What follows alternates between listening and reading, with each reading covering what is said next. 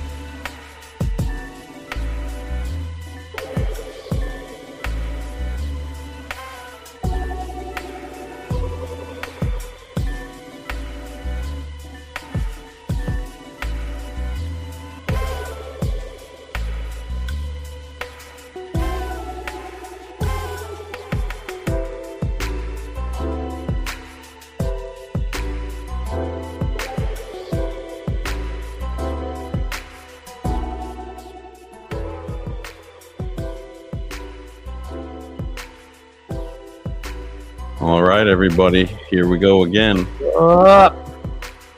Let's kill that background lo-fi as we get into another episode of your favorite Muay Thai related content known as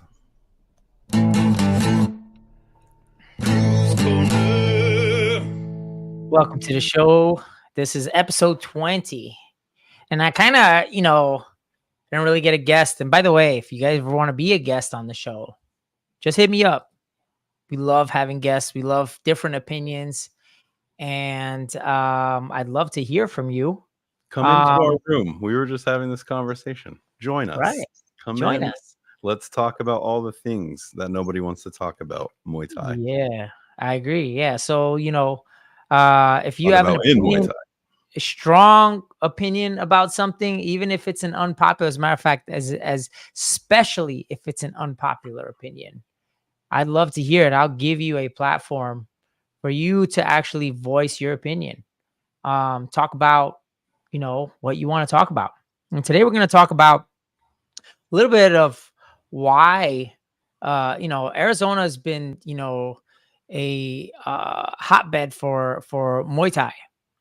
Now, want to know, understand and kind of explore why that is. And I'll be, listening in on the comments. You guys see what you guys have to say about it. But I just want to know what you guys think about, Arizona Muay Thai and why it's so hot. I personally think the groundwork was laid early in its inception. Back when I started my gym 20 years ago, there wasn't even I don't even think there was a Muay Thai gym. I think Bob had his gym, and I think that ended. And the only Muay Thai you could get essentially was in I think it was Arizona Combat Sports, the only one in Phoenix that you could go to get any kind of kickboxing. And from my understanding, ACS was more of a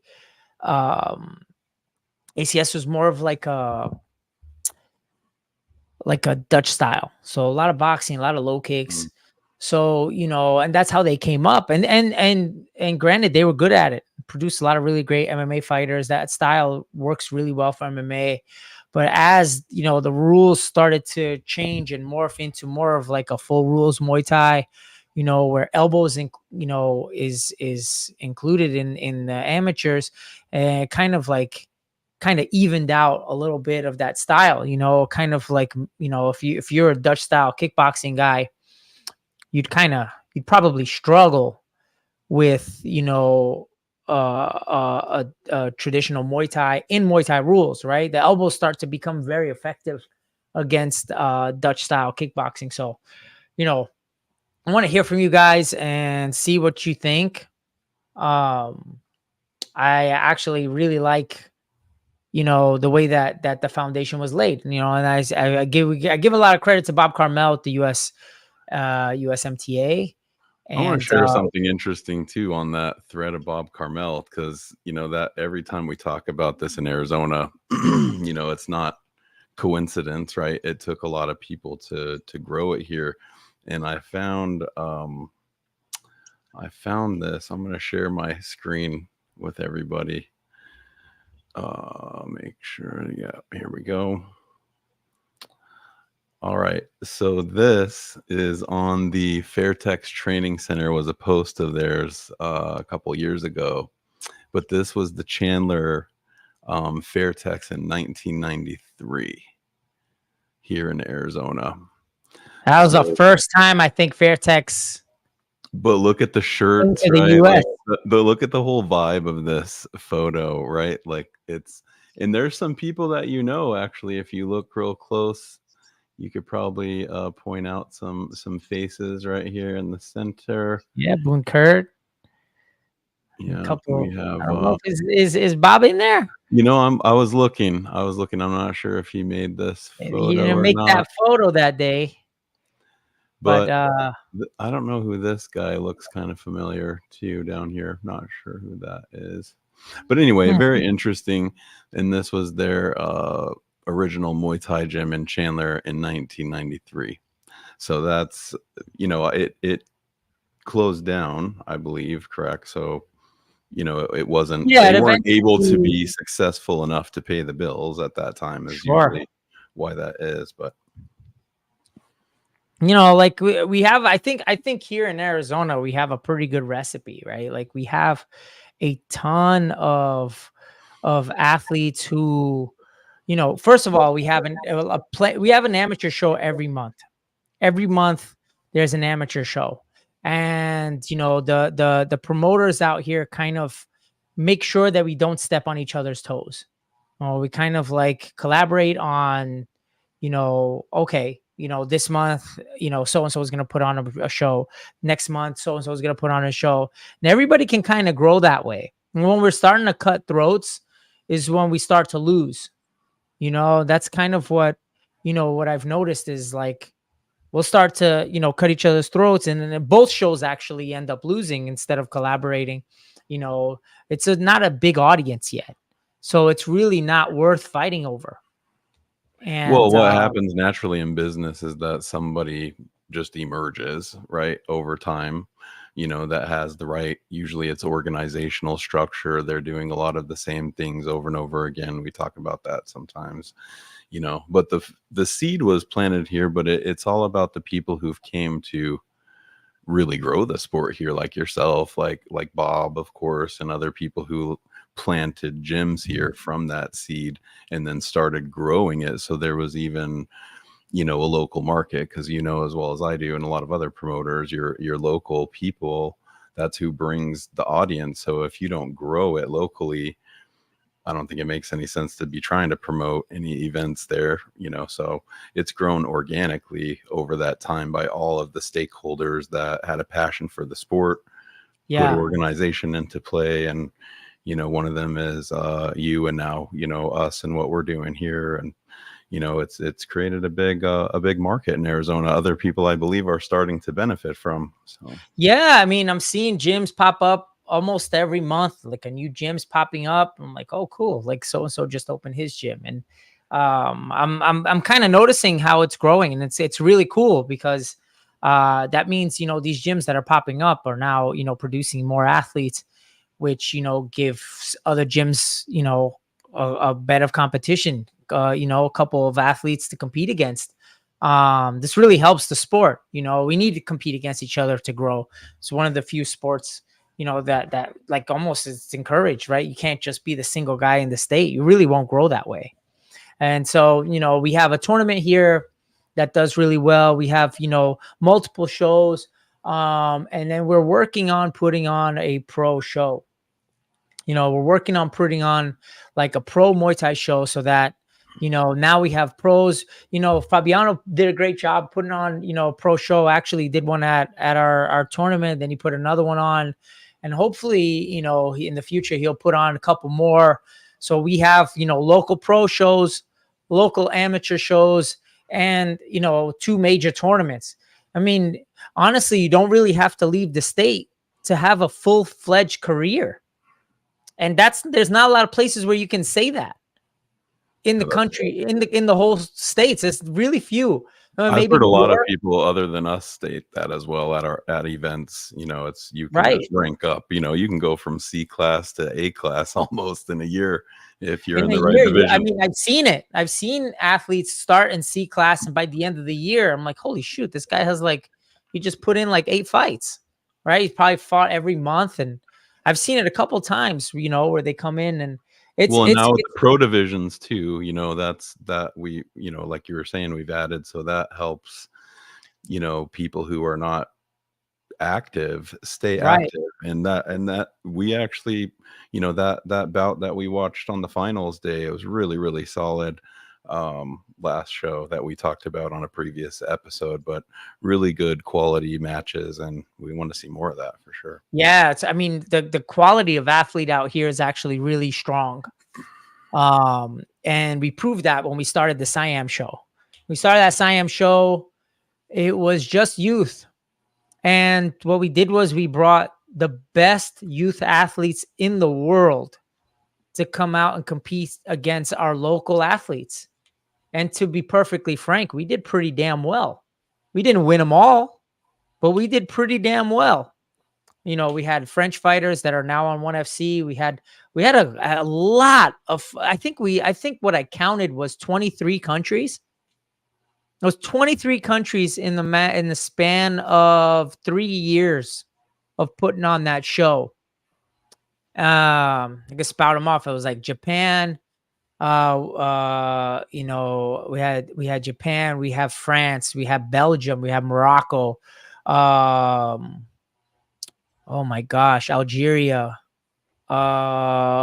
Shoot, what am I missing? Ireland, Scotland.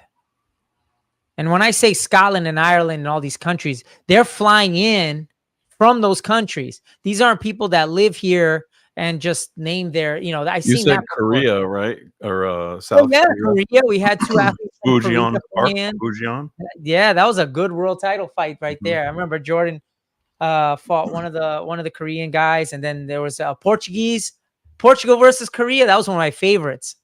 I think we didn't make a nickel off that fight, but it was worth the price of admission. That fight was very close, and it was 2 teenagers, 16-year-old, 1 Korean kid.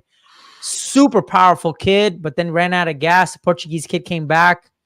It was just really, really great fights. This is just off the top of my head. There was a Dutch girl. I think we remember, what's her name? That Dutch girl. Georgina van der Linden. Yeah. 100 fights, 101, I think it was. My memory is good today for a change. This is awesome. Yeah, it's pretty good. Yeah, it's my cameras. My internet's pretty bad. I don't know if you can hear me. It just it went to a nice fuzzy image of you, so we can hear you. Oh my gosh, sorry about that. Well, hopefully I'll get kicked back on, but don't know what happened there. No, but I was just going to talk about the pro side of it too, and why we need to grow the pro side here so much. Right. So that's the new problem. I feel like I identified that the new problem is people are scared to turn pro. They are ready to turn pro. Yeah. But they are scared to do it, because if they do, they will not be as busy as when they were amateur. Yeah, it's tough and in the sport. It's scary. It's a scary transition. I myself, as a coach, am nervous to turn. I have a couple guys that should be probably turning pro here soon. And hey, Robbie, what's going on, man? Oh, I'm back. Am I back? But they leave the country. That's what the recipe is, right? If you want to go pro, you have to leave the United States.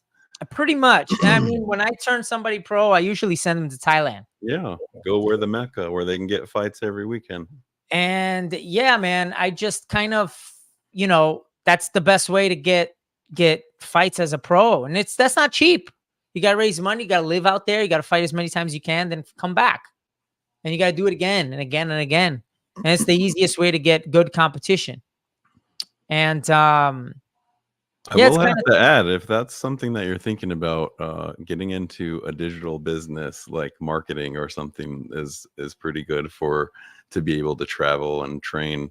So, getting yourself into an online, role, cybersecurity, something like that would be. I think we talked about that last week. Is like, yeah. Building your following, because that, or Mexico, Robbie said, or Mexico. Yeah. So I mean, you build your following, and those people will actually follow your story and watch you in Thailand, and you develop a lot of value with a big following. If especially if promoter knows you have a big following, and they'll come on. Well, I'm talking more even about your income, so if you're trying to go over to, work over somewhere, if you haven't, you'd have to check with your attorneys and legal stuff, but usually with a visa, you cannot work in the country you're in on the visa that you're on. Yeah. So you can, though, if you have a business and it's started and founded in the United States, you can work for your own company there. So I would, do some research into that and find something that you can do digital remote and still live in Thailand. And exactly. And you're following all the regulations, but sure. That's interesting. I actually never thought of that. I mean, it's definitely, that's the identified problem with, our sport now is everybody's nervous to turn pro, and immediately you have to pedal and beg for fights because you're not going to be fighting like you do in the amateurs. Yeah, amateur, you're fighting every month. Like we said, it could literally be every single month. You could fight 2 times a month. There's opportunities galore. Well, and building the audience too, we talk about that a lot. And that's one thing about the growth of Arizona that we've seen here. Persistent in building shows makes the audience grow and grow and grow. And as long as you're not competing against each other for dates, right? And everybody's on communication. That's something basis, that, we were lucky that Bob. Right. Absolutely. Yeah. So we have Bob, and we obviously other promoters too. It's not, it's not just the sanctioning, but also the other promoters that like Vin, and being able and willing to work with us and other people and say, hey, can we, move this date and our date? That takes a level of cooperation that's not seen in a lot of markets probably. And so, that really helps build the audience.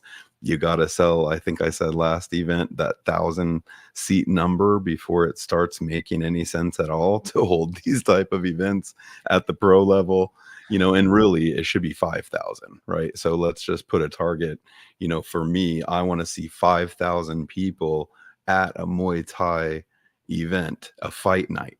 That's when we know that the market is where it needs to be for this sport. And that, I don't think I've ever seen 5,000 people. Well, you will in Europe. You will in Europe. States. In the States, I've never seen it. Yeah, not here. I mean, I would love to know if there's a promoter that, a promoter from the States, not like ONE FC coming out to Colorado and stuff. Right. I'm talking about promoter from the US, a United States promoter, putting on a show that attracted, honestly, even 2,000 people. Even 2,000 people. M1 brought 2,000 people, Robbie? I don't know. I think M1 it's was just keeping it traditional too, though. We're talking, realistically, you should have the P Muay, the Thai music, and the Thai band should be actually playing. M1 did that. You should be M1 did that. Again, Joel, I'm talking about a promoter from the US, a United States promoter. A promoter from the US that put on a show. So Glory, I think, is based out of Holland.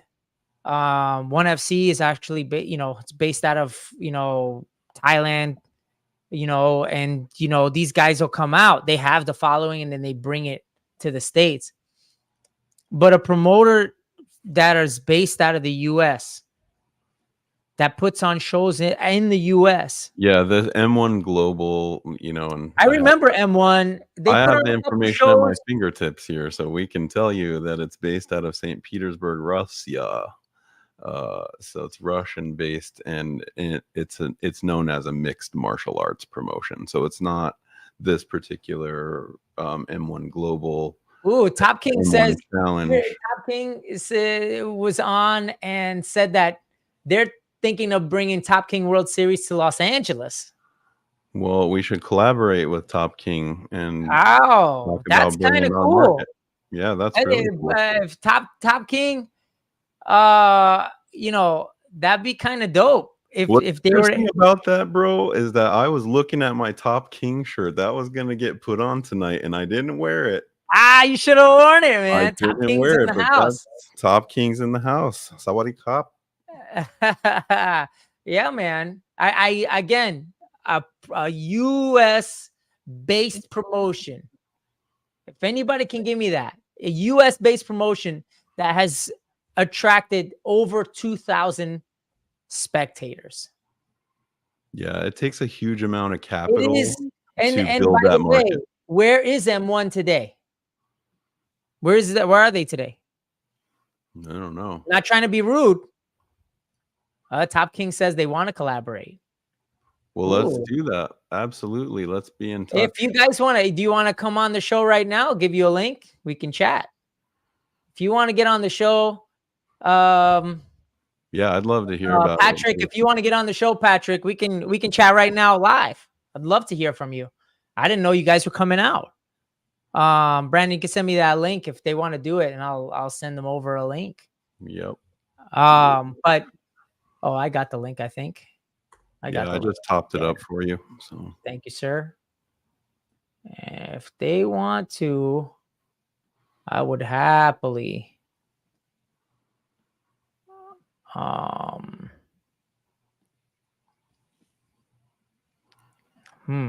This is kind of tough to send on Instagram. While on Instagram.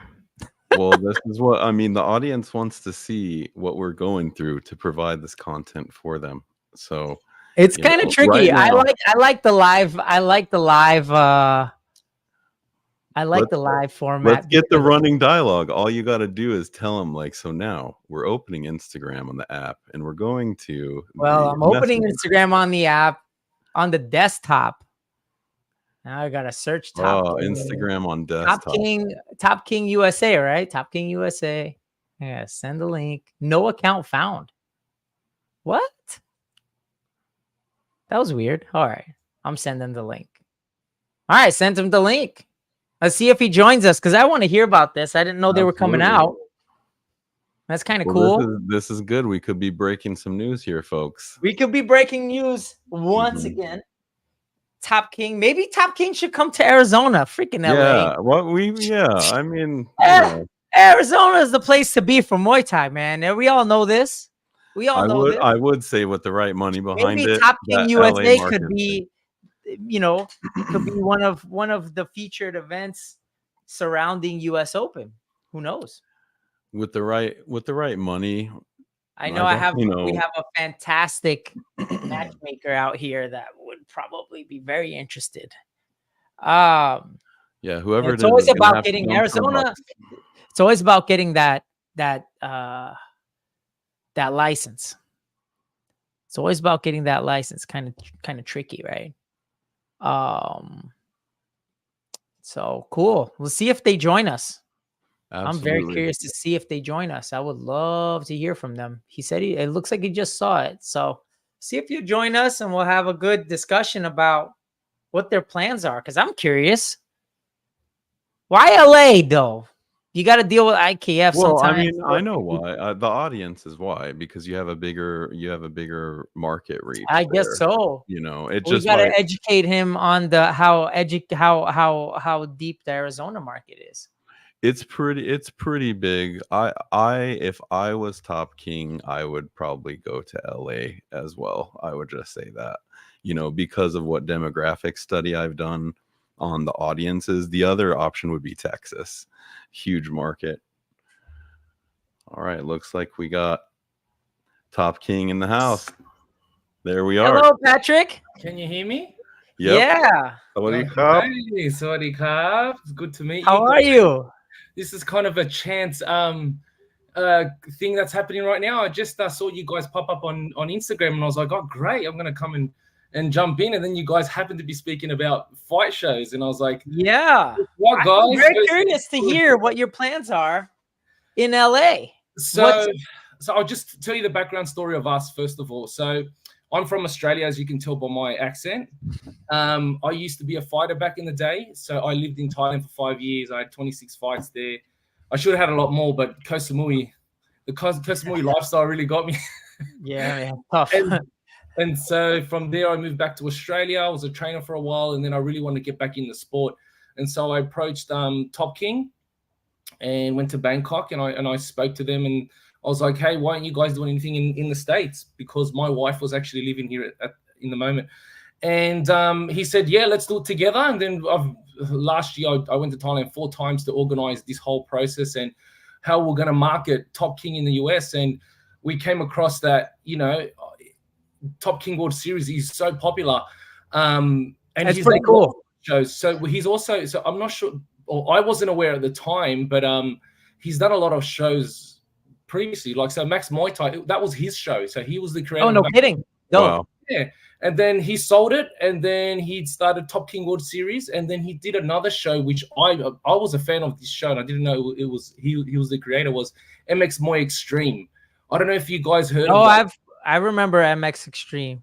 That was with the MMA gloves. Yes, and it was just really crazy, the show. That was like one of the first shows before that featured Muay Thai with MMA gloves. Exactly. He broke ground on that. He's always been the innovator, like in terms of shows and people. He seems to be ahead of the trend. Knows what the crowd wants, it seems. Absolutely. And so, we amongst all our trips, we're like, I think based on my research from an Australian looking out into the US market, it seems like there wasn't many big professional shows with, the like Thai fights and things like that with the big screens and all the rest. And so that's what we're thinking of doing. I even brought the title belt with me in. Oh, I want to see. Ooh. So we're ready to go. Damn, that's a sexy belt. Yeah, it is. Right? I like that's that. a pretty sexy belt, man. And that'd be nice to hang from the mantle. Oh, absolutely. So this is going for our first show. It's going to be for our first show. So when I got here, we initially planned to have something towards the end of the year, but as an Australian, I didn't know that there was a lot of red tape here in California. All the states. Pretty much.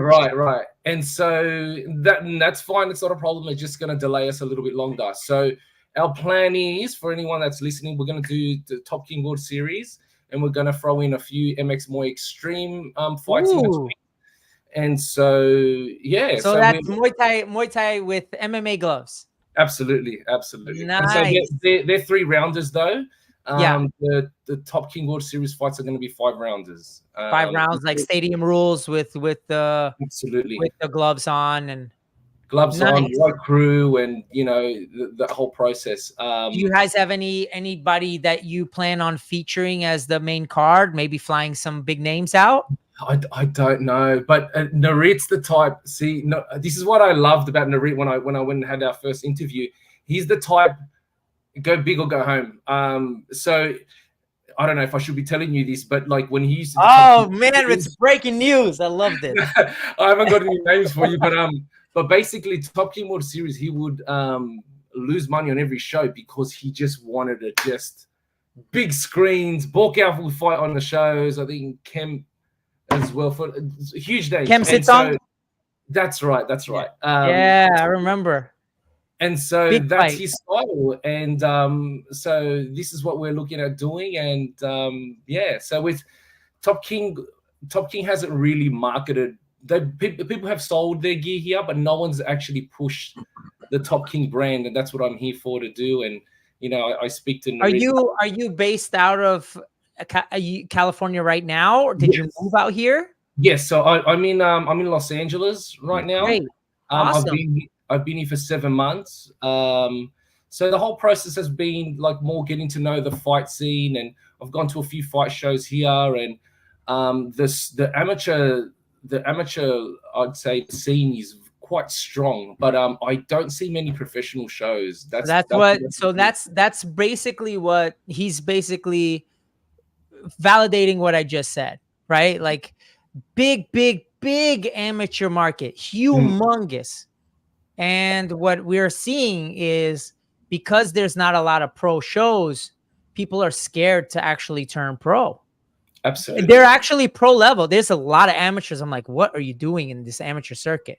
And, you know, they'll say the same thing. They're like, well, I like fighting. And so if I stay amateur, I can fight every month, you know, but if I turn pro, I'll be lucky every 3 months, maybe 5 months. I'll be fighting once every 5 months, and it's not really a career I want. And so, and funny thing you should say that, but that's what I hear all the time of fighters. I sponsor a few fighters. I sponsored 2 UFC fighters, 1 LFA fighter, and 1 Muay Thai just amateur. And I said to him, man, you're amazing. I'm watching him fight a couple of weeks ago. I said, man, you're amazing. And he said, yeah, he really loves fighting. And I said, why don't you turn pro? And he's like, I can't find any fights. If I do that, I'm going to be fighting, you know, like who is that? Would you mind divulging? Yeah, of course. So I sponsor this Muay Thai fighter. He's the only guy that I've got right now. Like I said, because I'm trying to get to, and anyone listening out there, we're looking at sponsoring more Muay Thai fighters. But be prepared for the messages. Be prepared. You're going to get flooded real quick. So we're going to be sponsoring those Muay Thai fighters next year, because we're kind of like, we've kind of capped our limit right now. But so David De La Paz. And okay. Yeah. He's good, man. He's great. He was good. He's a good kid too. Like, so before I sponsored him, I spoke to him, and he was such a good guy, and I just liked his vibe. I've watched a couple of his fights, and he is great fighter. Relaxed in the fight. Yeah, great fighter. Last fight, he was I think he landed a spinning elbow within the first 30 seconds, and he looks over to me and he winks at me. He's like that, just kicks, and I'm trying to get that sponsorship is what he's doing. Hey, you know what we call that is impact, right? He was real-time impact to his sponsor. Mate, it was good deal. It was so entertaining and small to the guy, and he's really humble, really nice guy. So before we sponsor anyone, I always have to go out and meet him and make sure we get along, you know. And he's definitely a great guy. But so that's us. That's awesome. Well, we'll put it. How can people get a hold of you if they wanted to either, you know, inquire about sponsorship or maybe purchase some Top King gear? Because I'm curious. I sure as hell want to make an order. I didn't know that there was a base out here for Top King, and I love Top King. I only wear Top King, actually. Oh, really? My gloves is Top King. I have a pair of gloves that I got in Thailand. I have and I didn't have anywhere to purchase out here, and I still wear them. It's the Top King. They're like 12 ounce, but they curve at the bottom. Okay, they're my 12 ounce gloves. Everybody knows them as my golden gloves, because when when somebody drops their hands, I smack them with it. I don't punch them with it, but I grab the actual glove and I smack their head. And they're like, you're gonna get blessed by the golden glove. And they usually, and you know, even on the comments, people are saying the best Shingar is the best brand. It's really great quality equipment. Oh, absolutely. It's not only that, the look also, the designs, right? Like they just clean, man. It's just clean. Yeah, Korner Rip, the owner, has done a great job. But anyone listening, so please add us on Instagram. So we're trying to push. So Instagram, what's your Instagram? We're Top King USA, no spaces, and you'll just see us at there. Top King USA, and he's in the comments too, so you can look him up. Also, if you're interested.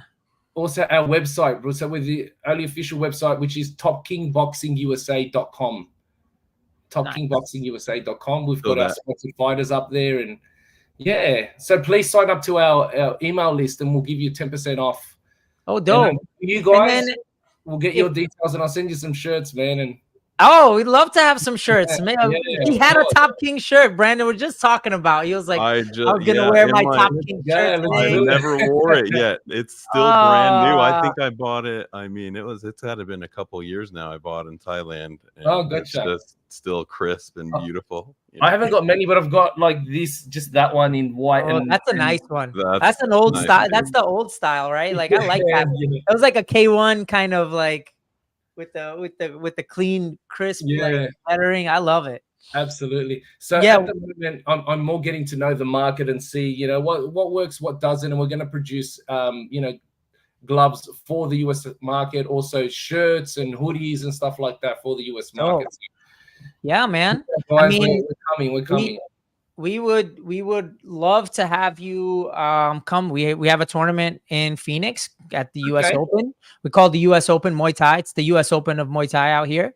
Right. And we're always looking for booths and stuff. You want to come down and I'm sure a lot of our people would like to shop with Top King. Yeah. So, and by the way, if you're a gym out there, contact Patrick. Maybe you guys do a wholesale account. You could do bulk orders. We do. That'd be great. So, yeah, man, it's really great to meet you, Patrick. Yeah, glad to have you on, man. Thank you so much taking the time. I really appreciate it, man. But I'll send you guys a message. Send me your details, and I'll send you out some stuff, man. We'll send you out some keyrings. I'm just looking at what I can. Tiago and I make it out to LA sometimes. We've been out. We're gonna have to make it out. We're gonna have to come through and visit the warehouse. Yep. I'm sure there's a lot of people listening right now. Because our Instagram is okay, but when we put it out on YouTube, it gets that's where everybody watches it. So, really? And so a lot of people you'll probably be prepared for some flooding of your inbox because it's gonna be it's pretty cool. I'm looking forward to it. Yeah, man. Well, thank you for joining us, and we look forward to hearing about your show. Yeah, but I have a couple of fighters myself I'd love to put on there. Exciting. Oh man, let's do it. So I got a question. Is it pro-am or is it just pro? Well, we're thinking of just doing pro. Okay, great. It's another thing that I forgot to tell you guys. It'll be televised directly to Thailand. So what we're going to do Saturday night here is Sunday morning in Thailand, right. And so Sunday is when everyone watches Thai boxing. Everyone's got their day off work, and so Narit said, "Man, this is perfect timing." So that's why we chose LA as well, LA or Vegas, but we're more leaning towards LA. Depending on that's where the streams are at. See, that makes perfect sense. Perfect. Right. So, very good model. So what we might do is so professional at night, and during the day we might have like an amateur. Okay. Very cool. There's so many amateurs, and we really want to just boost the pro market. Yeah, we need it. Collaboration. It's a collaboration. We talk about that a lot, bro, is that the kids are the feeder for the future of what you guys are going to be doing too, right? So we have to build the amateur all the way up to being experienced pros here in the United States. And we were just talking about that before. We're at a bottleneck right now for pros. And that's it. I feel like once we have a solid base of pro shows and they're successful and lucrative, they're making money, I think the United States Muay Thai community is going to explode. It's literally, I think, the missing key in the U.S. And there's a lot of people like yourself that are making the trip to the U.S. to explore the Muay Thai markets. Not just you. I've heard a couple other, brands are coming out from Thailand and going, "Hey, United States is kind of like getting there," and people want to be in the United States. It's a really good place to make money, to build a brand. And so, we just have to kind of solve that pro problem, right? I definitely what agree. Do we do? We've been grinding it for about, 11 years now. And so 12 years, I think. What we've learned in the American market is probably invaluable, and we would definitely be happy to share that with you guys. I would love to, you would speak offline and let's have a conversation. It'd be really good. Because this is the place to be in terms of sports in general, because it's about to blow up, in my opinion. Muay Thai scene is about to explode out here. I feel it because I agree. These tournaments are attracting hundreds of people, hundreds and hundreds of athletes. Bigger than sometimes some of these tournaments are bigger than the IFMA tournament themselves. Wow. The World Championship, and these are tournaments here in the States. Yeah, TBA had over 1,000 as they've been doing consistently. Yeah, we have hundreds at our tournament. They have hundreds at these tournaments are huge, and it's funny because from hundreds and hundreds of amateur athletes, you'd think that there would be a big pro scene. Yeah, you would think. but it's almost there, in my opinion. So I'll be happy to chat with you a little more, Patrick, offline. Yeah, let's do it. Man. We're gonna wrap up the show here. If you want to stay on, Patrick, we'd love to chat with you after. Let's do it. Yeah, that'd be fantastic. Yeah, no worries. Let's wrap up the show here. Join us next week, every Tuesday at 7 p.m. We like to go on and shoot the shit, so to speak. Talk about Muay Thai scene and what it needs, what are the problems, maybe educate the public. Tune in every Tuesday at 7, or check us out on our YouTube channel, RBT Sports. And you can see all of our past shows and some of our debates. We have some really good ones. If you haven't missed some of these debates, they're pretty heated sometimes. I love it. But yeah, thank you again, Patrick. And we'll see you next week. Thank you.